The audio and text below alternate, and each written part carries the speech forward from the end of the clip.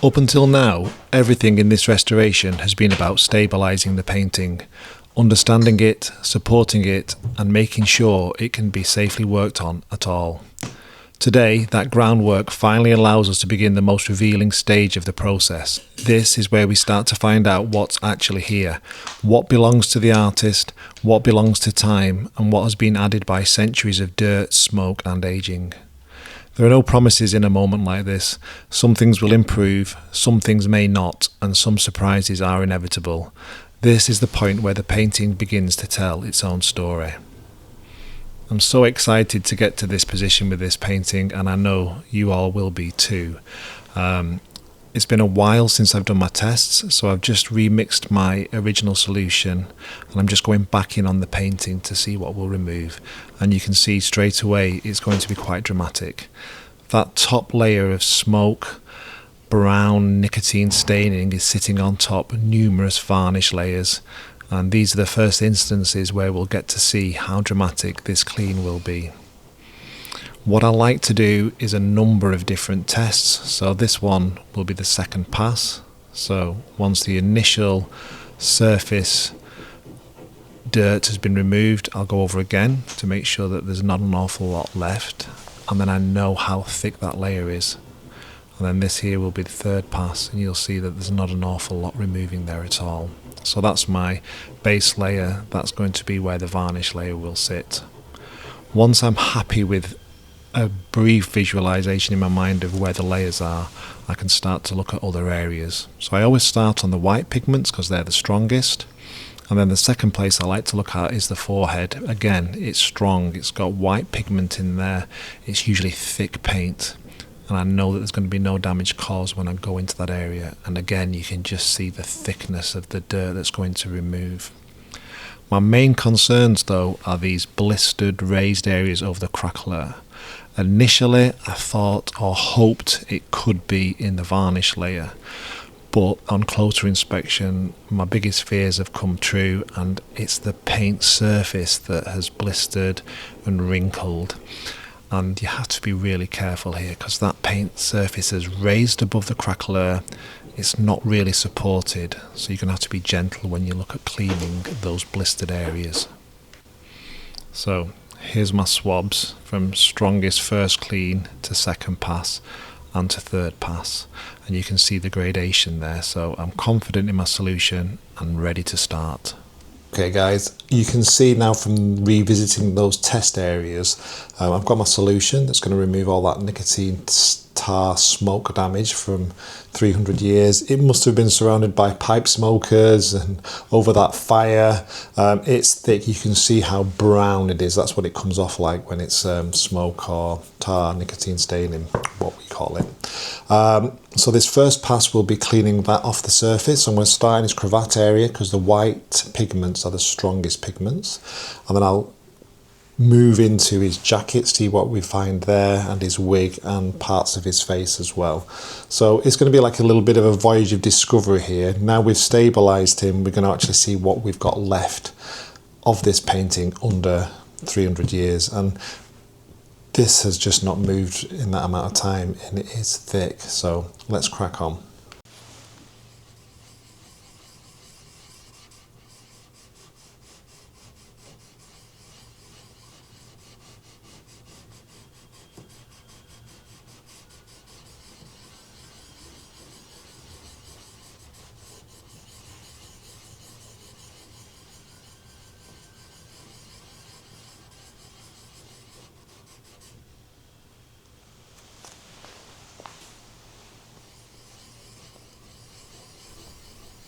It's so nice to see that first swab removing a larger area of this dirty surface, and you can start to see the brush strokes come through. You get an idea of what the artist is building, but you also start to understand the layers and the different layers of this painting, including the varnish. So even though I'm removing so much brown staining from this picture, you can still see that there's recesses held and there's dirt held in that varnish layer too. So When I'm doing my second pass, the swab's getting paler because it's receiving less and more of it is getting sucked into the middle of the swab. But I'm still seeing areas of dirt held, and that's when I know that I'm at the varnish layer. And it'll be the same solution that I take across now into the wig. I'm not adjusting its strength. I'm confident that all I'm removing is that dirty, smoky, tobacco stained area on the top. And again, second pass shows less removing, and then ultimately third pass there'll be nothing coming off there at all. It'll be kind of just a very milky solution. This looks like a drip of varnish that's on the painting, so at some point when it was varnished in its past, it's dripped and gathered there, so that's something to bear in mind later on. So with the cravat done and the part of the wig, I'm just going to have a bit of an explore now in his coat. So this area is where his coat is, and I can see some very thick impasto brushwork here. This is a little bit reminiscent of Nella. It's quite thick. There's going to be plenty of paint on there, hopefully plenty of pigment, and again same solution going in first pass and then tidying up in second pass, which will reveal the varnish layer and what I'm contending with as this painting goes on. So at the moment, not very promising, still looks very brown, but that could just be that discoloured baked on varnish. So yeah, fingers crossed that this brightens considerably. So as you can see from these test windows, this portrait, it is dark. You know, I think that jacket is like going to be a dark brown. Could be wrong, there is the varnish to remove as well. But you can see that I'm having to unearth layers and layers of this discoloured brown smoke staining from the surface before I get anywhere to see exactly what we've got. So I'm just going to now go over the painting slowly, carefully, and just start revealing those layers and get the whole painting down to the varnish layer. I'm being tentative. I want to make sure I don't take off too much, but I also want to reveal what's underneath and what we have left. You know, if it has been in a fire, maybe there is other damage that I'm not aware of. Maybe it has just really darkened over time. Maybe the background's going to be dark and his jacket's going to be dark. At this point, I'm in the dark. I still don't know exactly what we're going to get with this portrait. So I think I'll just carry on with that surface clean, and then we'll see what happens once I've got that down to just one level across the whole painting.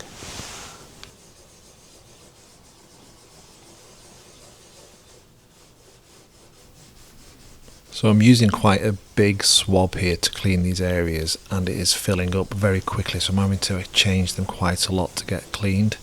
But what I am finding is, even though it's so dark what's coming off, the wig underneath, there is still another thick layer of varnish, maybe two, that I'm going to have to tackle. So it looks like I've found the edge of his wig here. So where I'm just going around there, that's where his full bottom wig meets the background. So this section here, that's the edge. So this area here is all background, which I'll leave for now.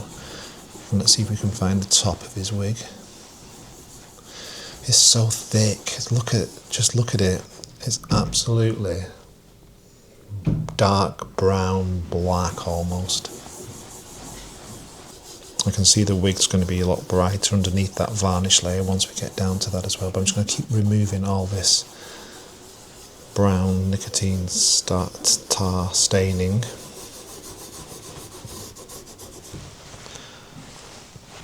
I keep fumbling over that word because when I was taught, we just called it nicotine staining, and then a few people have said, well, it's not nicotine, nicotine's colourless and it's tar deposits. Okay, but I've always just called it nicotine staining because it's coming from cigarette smoke and tobacco smoke. Maybe I should just call it tobacco staining, and then that just covers me. But this is looking good now. I can really see there's quite a lot of work in his wig actually. There's quite a lot of nice flourishes of paint in there, and it's quite thickly applied.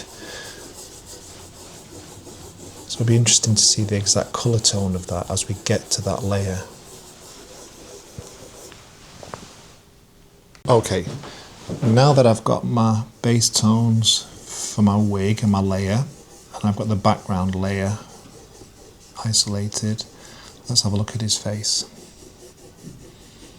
So you can just see this, it's just waltzing off his forehead. Now his forehead is usually where the paint is thicker. The artist usually applies a little bit more white into the flesh tone so it's a little bit stronger. These areas here can be a little bit delicate though, where it's faded into the wig, but it still looks like there's discoloured varnish on there too. Let's come down here. Same solution. I'll just gently remove around his eye, see what starts to reveal. It's so thick. Right, I'm just going to take this swab out.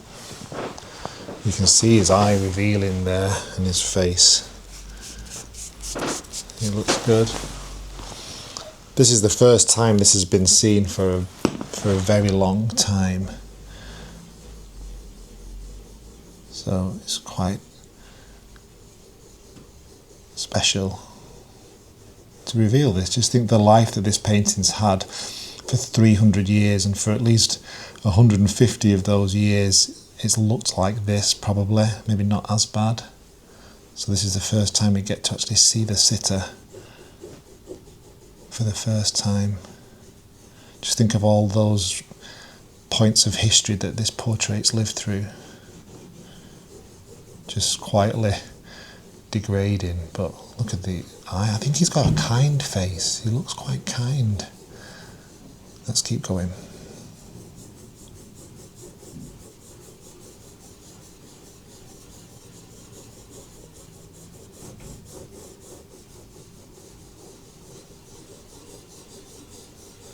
Then we meet down to his stock or cravat.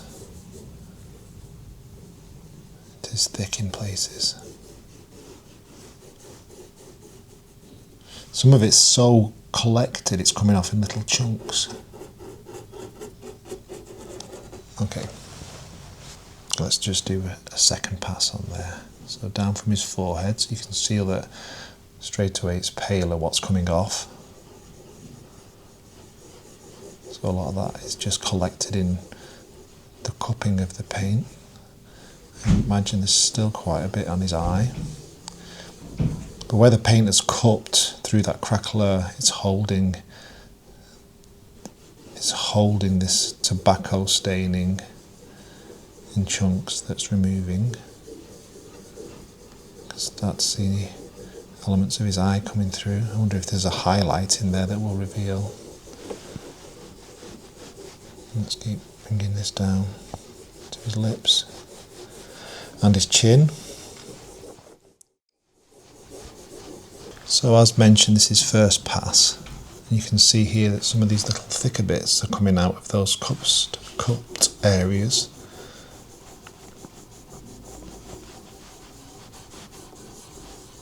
I think we'll discover more once we start to remove that varnish layer and bring those solvents out. But this is encouraging. There's some lovely tones in there actually. So I'm just hoping that as we remove these dirt layers and the varnish layers that we really do get to see the artist's original intention. Now let's reveal the other side of his face. Look at that, it's just so thick, it's unbelievable. I've had some really dirty paintings in the past, but this one is just unbelievably thick.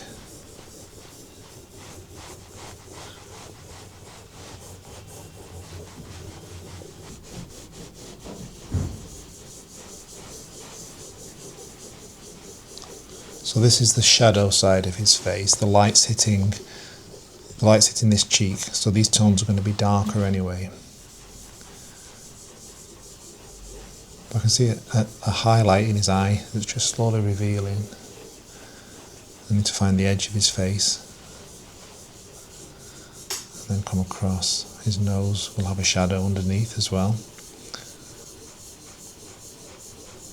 And obviously under his lips as well is going to be a shadowed area. So what I'm trying to do at this point now is level up that cleaned area so that both sides are even. You can see when I just touch this, it's pretty much all gone there, and you'll get pockets of deeper staining where it's sat in those recesses.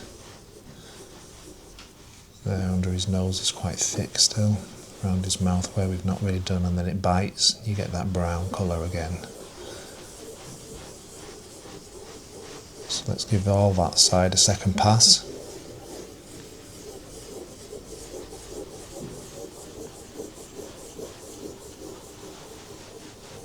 You can really start to see a bit more of his character coming through. He still looks veiled in time, doesn't he? He still looks a bit distant. We'll see what happens when we start to look at that varnish layer. I'm really pleased with how he is looking. There are some tones that are coming through that are nice, and it's actually revealing itself as a painting now, rather than just it almost just like a block of darkness that we could see through. Yeah, he's looking good. Let's just see what's happening with this wig and find the edge.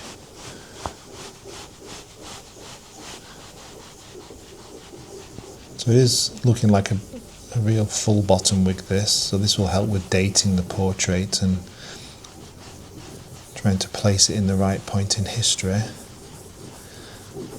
I've talked extensively about wigs in the past on other portraits, so this will help me with the dating. So he must have had some money, this gentleman. He's had his portrait painted. He's got a very expensive full bottom wig on that he's very proud of. So I wonder what his profession was, or maybe he was just a gentleman, a man of means. But hopefully when we get round to his jacket there'll be some clues maybe, or if we find his hands or if he's holding anything, but they might not be apparent in this size of portrait.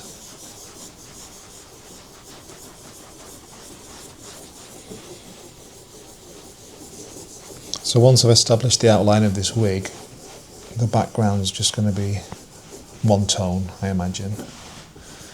So what I might do is just come down to his jacket now. We'll do first pass and see if anything can reveal, or we can find the outline of his shoulder and his jacket.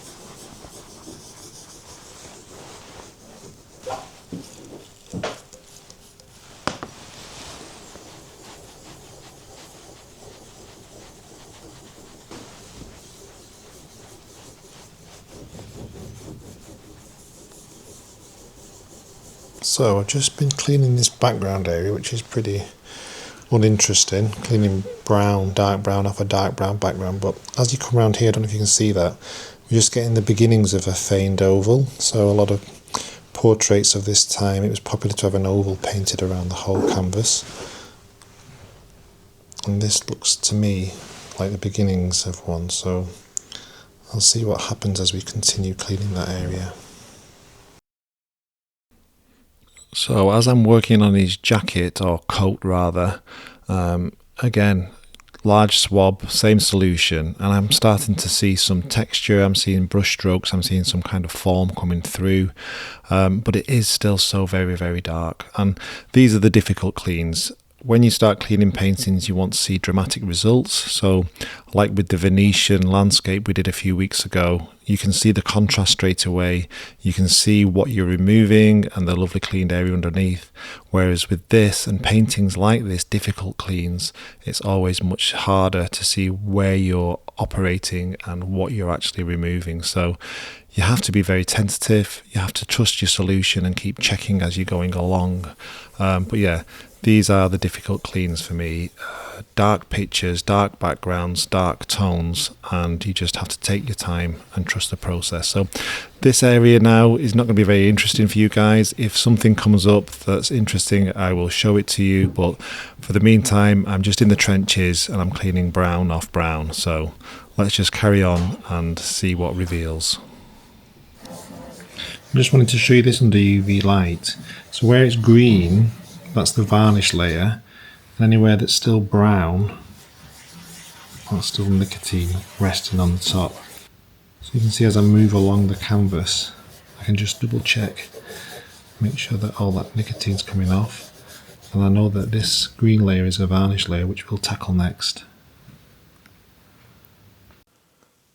Right, so this is how we find him after first pass clean.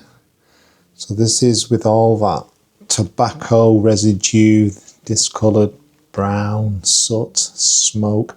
You can just about make out his cloak or coat. You can see this veined oval on the left hand side and his stock. You can see his face. And you can see that fabulous full bottom wig as well. It's quite impressive. He still looks very monochromatic, but there is the varnish layer to remove as well. So the next step will be just to start doing some more tests again. That's my original one on his stock there.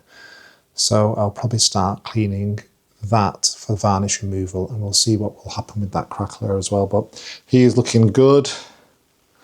There's so much more going on there than when we first started. There's a real depth to this picture as well. I'm just hoping that there is some paint surface salvageable, because this painting has been through the wars, but he is looking magnificent. And this is the cotton buds used in that process. As you can see, all the same tone, all that horrible tobacco smoke residue. And this pile stinks as well, it absolutely reeks. So this in the bin, and then we'll start on the varnish removal. So my varnish removal solvent is going to try and take off that layer of varnish that's sat on top of the painting. It seems to be thicker in some parts than others. So I've gone back to my original formula. That little white, well, that clean area there is what I'm aiming for. And it's going to take a number of passes. What I want to be careful of is those raised, blistered, bubbled areas of paint surface. I don't want to over clean them and take the peaks off them. So you can see that already there's quite the difference where I've took that off, but it's uneven and it's different thicknesses, and we've got that crackler to contend with. So again, this is going to be a very tentative approach with this clean.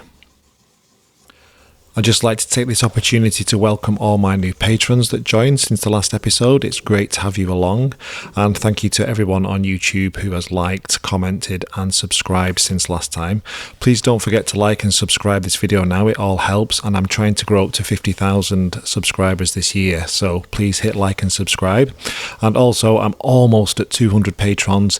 If you've not been over to Patreon, I've got loads of exclusive content. I've got videos you won't see on the main channel, and I've got some giveaways as well, so head over there, have a look. I only need 5 more patrons for an exclusive Bloomfield Art apron giveaway. So here I'm just using my UV torch to remove that top layer of varnish. So it's a very thin layer, and then there's another varnish underneath, but where it's fluorescing green, that's where there's a varnish layer. And you can see a big drip here where they've applied it rather loosely. So I'll tackle that, take off the thinner elements, and then go in more detail to take off the thicker bits. This method's great when you're removing a discoloured varnish from a dark background or dark part of a painting. Here the tones are mainly brown and dark colours, and our varnish is brown and very, very discoloured. So the UV light just helps you pick out what you're actually removing. Okay, so you can see here where that varnish is green and fluorescing really strong compared to where I've cleaned. Still little bits there, but it's kind of patchy. So this is what I'm dealing with at the moment.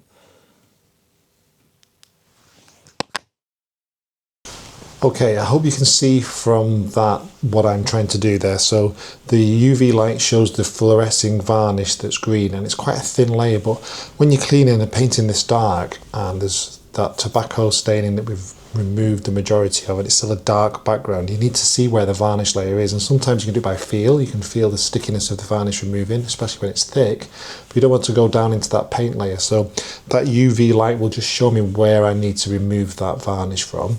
So I'm just going to go across the background there. He is revealing the stock's a lot brighter, but there's so much to clean on this, and I'm just only just discovering what's happening with that paint surface really. So tentatively clean the background now around his wig, and then we'll move on to his face, which I'm sure you're all dying to see the results of, and so am I. So let's just do a little bit more of the background, then we'll come around to his face and body. Okay, I'm just going to have a look at the face areas. I'm just going to wet that first with my solution so I can see what I'm working with. Then we'll have a look at this forehead.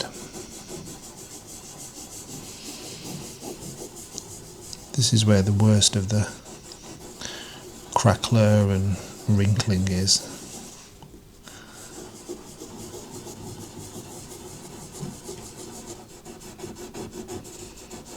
And the problem is that all those wrinkles, I was hoping they were in the varnish layer, but I think they're actually in the paint layer.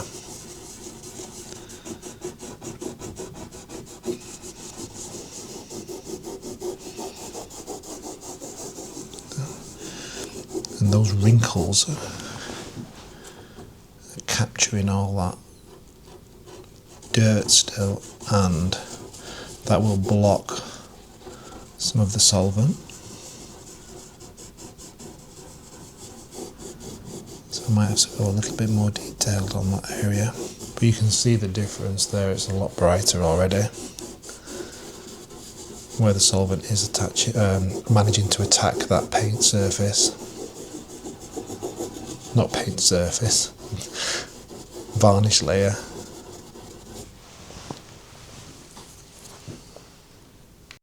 I might have to rethink my strategy for these parts here where it's quite deep. Massive improvement here and here. These concern me though, where it's quite deeply cupped due to that raised bubbled paint layer. I don't want to take the peaks off as I'm cleaning. Okay, this is where I'm going to leave him for today. This is quite a lot of work involved in there, and the light's starting to go. So I'm probably around halfway through that background clean and wig. Still needs quite a lot of work on his face area. Once you get up close, you can see that that crackler is holding a lot of dirt. So I'm just going to have a think about how I'm going to approach that. I think that's probably the biggest wig I've seen on a painting. But yeah, considering where he started from today and where he is now, he's looking a lot better. So I'll come back in the morning and we will see how he's looking to carry on with this clean. Okay, it's next morning now, and I've just been experimenting with a different solution. So yesterday we started his face, and a lot of this is collecting in this cupped area. So I've altered my solution and tested on this wig, and it seems to be making quite the difference. So that's the dirty varnish on there, if you can see. And this area I've just cleaned, and you can see that we're getting some of that, the tones coming through now, some of those brush strokes. So I think I'll continue down his wig, and then we'll look at the delivery method for this solvent onto his face as well. So when I was using the UV light, the varnish was fluorescing that green colour, and then this varnish underneath is a second layer, so that's why I've altered my mixture as well, because the first mixture wasn't having any effect on this varnish layer. That's why it remained present. So with a slight tweak now, I'm getting down to the paint layer through that heavily discoloured brown varnish. It is very stubborn though, and I do think there's an element of it that it feels like it's baked on there. But it doesn't help that in those heavily cupped areas it just resists the cotton swab. One technique to soften a really stubborn varnish is to use a compress. So this is a small piece of felt that's soaked into the cleaning solution, a little bit of Melanex on the top, and then I time it for 30 seconds or a minute or 2 minutes and just check that it's softening just enough of the varnish layer to be able to remove it. Sometimes this works and is successful, and then you can use a soft brush just to remove that varnish and lift it. In this instance, it's kind of softened it enough just to allow me to roll over the top with a swab and take off some excess, but there are some bits that are just so stubborn and not moved, and this is just adding to that theory that it's been under such extreme temperature that this varnish is just baked into the DNA of that paint structure.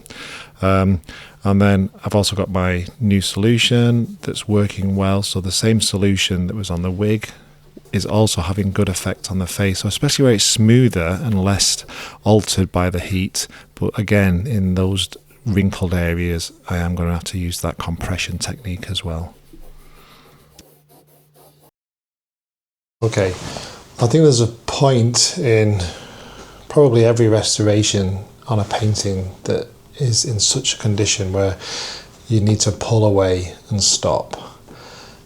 If I was doing CPR on a patient, this might be the point where someone would just drag you away and say, look, I think you've done as much as you can do with this patient, and the more I work on this clean and I'm trying to deliver something that just isn't there, the more I'm realizing the limitations of what we have been given to work with. So his face, yes, you can see so much more in his face, but that wrinkled paint that has been fire damaged, I think the only thing that can suggest that amount of wrinkling is intense heat. So that is really puckered and wrinkled, that skin tones, and that's holding varnish. And if I clean too deep into that varnish, I'll take off the top of those peaks of the wrinkles, which I don't want to do. But also when I'm using like another method where you see me apply a solvent and on a compression, it does soften it to a degree, and I've had good results on the cravat, but in the face again it's softening things a little bit too much. So I'm not saying I'm defeated, I'm just saying I've realised where we're up to in terms of what this painting can present. So the cloak and body area, again, there's no pigment in there, so maybe that's been faded over time. Maybe it was hung somewhere and the whole pigment has faded. Maybe he used unstable pigments and they've just filtered away into nothing, so we've just got a bit of body left there with no real colour. So that's a bit of a disappointment. I am disappointed because I thought we might reveal some colour from that, but we've got down to the essence of the painting here, and we are preserving this image of this gentleman. So my next step now is just to remove any residue off this painting, any more little areas of varnish that I can find, and then we will apply like a barrier spirit just to stop any cleansing effect of any solvents that we've used, and then we'll assess where we're up to and what the next stages are with this painting. Okay, I've just done another hour or so on this guy here. On this left hand side where you can see all this real wrinkled, crackler, raised areas, this is the area that's most difficult to clean, and I think due to the heat, whether it's over a fire or in a fire, this area is most affected, and this is the hardest area to clean. I feel like the varnish has, I don't know, carbonized or attached itself so securely to that paint that you just can't remove it. And I don't want to be too aggressive and go too deep, but the sides where it's smoother is cleaned quite nicely and was easier to remove as well. So I think that's where I'm going to leave that for today. I think next week we will come back and we will have another assess, but I think we'll be looking at applying the barrier varnish and then retouching in where necessary any losses, that damage to the right hand side. There's a few little bits here and there, and anything on the face that's distracting. Rather than try to aggressively clean areas, I might just do a few well-placed retouching spots just to balance him out. But he's looking so much better. He looks fabulous. I really like him. He's got a real nice, distinct look to him, and obviously plenty of age. So we'll come back and next week and we'll see if we can find a little bit about who the artist may be, or even who the sitter may be. Okay guys, I think that is where we'll leave it for in this episode. It was a bit of an epic clean from how it started to how he looks now. And as mentioned, there's so much going on with this portrait that I think there comes a point when you do have to realise that there's not much more that can be gained from cleaning a painting that's been in this condition. So we will come again next week. We will be looking at the barrier varnish, retouching, tidying up, and we've also got that frame to look at as well. So there might be some framework in there as well. So I hope you enjoyed that longer deep dive episode. Thank you to all my patrons for supporting the channel. Thank you all to you YouTubers too for, I can't even say that. Thanks to all you YouTubers too for all your comments and support. Please don't forget to hit like and subscribe in the bottom. I'm trying to grow up to 50,000 this year and it'd be great to hit that target. Manchester weather. It is ice cold today and windy. It's blisteringly cold when that wind bites you, but it's nice and warm in here. So from me and the Georgian, we will see you next time. Have a lovely weekend. Take care guys. See you soon. Bye.